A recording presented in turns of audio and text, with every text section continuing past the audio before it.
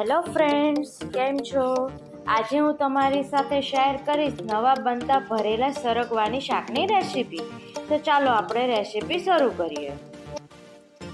સૌપ્રથમ આપણે 2 કપ જેટલું પેનમાં પાણી લેવાનું છે અને તેમાં આપણે સિંગ બાફવાની છે અને તેમાં 1 ટીસ્પૂન હળદર અને 1 ટીસ્પૂન મીઠું એડ કરવાનું છે.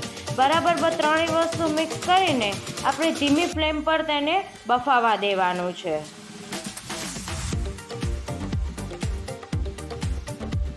આપણી આ સરગવાની સિંગ બફાઈ છે ત્યાં સુધી આપણે મસાલો તૈયાર કરી લઈએ.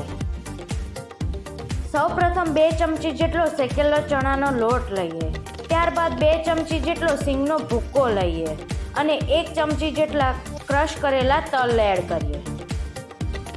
ત્યારબાદ આપણે 5-6 કળી લસણની લઈએ. તેમાં સાથે ધાણા જીરું, મરચું, હળદર અને સ્વાદ મુજબ મીઠું એડ કરીએ અને સ્વાદ મુજબ ગોળ એડ કરીએ. ગોળના પ્રમાણમાં આપણે લીંબુ એડ કરીએ. 1/2 ટીસ્પૂન આપણે ગરમ મસાલો એડ કરીએ. ત્યારબાદ આપણે બધી વસ્તુ સરસ રીતના મિક્સ કરી દેવાની છે. આ આપણો મસાલો તૈયાર થઈ ગયો છે. સરગવાની સિંગ સરસ રીતના આપણે બફાઈ ગઈ છે. હવે આપણે જે મસાલો તૈયાર કર્યો છે તે આપણે સિંગમાં ભરી લઈએ. આ શાકના મસાલાને તમે કોઈ પણ એરટાઇટ ડબ્બામાં એડ કરીને ફ્રીજમાં સ્ટોર કરી શકો છો. હવે એક પેનમાં 3 ટીસ્પૂન તેલ એડ કરીને તેમાં આખું જીરું અને હિંગ સાથે તેનો વઘાર કરવાનો છે. ત્યારબાદ 1 બાઉલ ટમેટાં એડ કરીને તે ટમેટાં સરસ રીતના સતળાઈ જાય તે પછી આપણે જે મસાલો વધેલો છે સિંગ ભરતા તે એડ કરવાનો છે.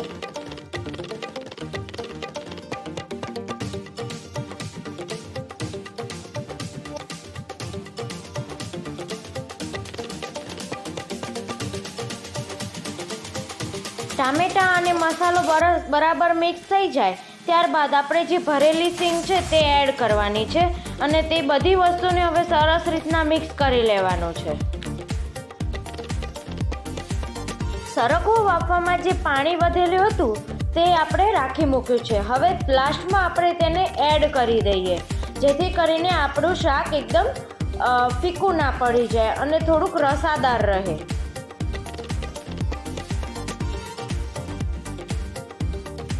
હવે આપણે તેને ધીમી ફ્લેમ ઉપર ઢાંકીને થોડીક વાર ચડવા દઈશું. આપણું આ શાક તૈયાર થઈ ગયું છે. આ શાકને આપણે ભાખરી સાથે અથવા બાજરીના રોટલા સાથે સર્વ કરી શકીએ છીએ.